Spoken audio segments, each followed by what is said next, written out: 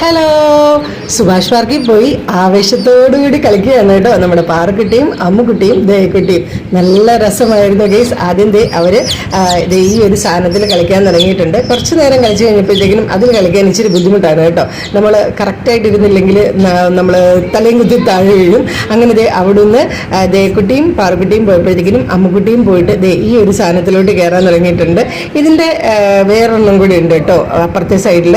അപ്പോൾ ഇതിൻ്റെ മുകളിൽ കയറി ഇങ്ങനെ ചുമ്മാ നിൽക്കും. അതിൻ്റെ ഇടയ്ക്കൂടൊക്കെ ഇറങ്ങി താഴെ വരും. അത്രേ ഉള്ളൂ. അതിനകത്ത് പ്രത്യേകിച്ച് കാര്യങ്ങളൊന്നുമില്ല.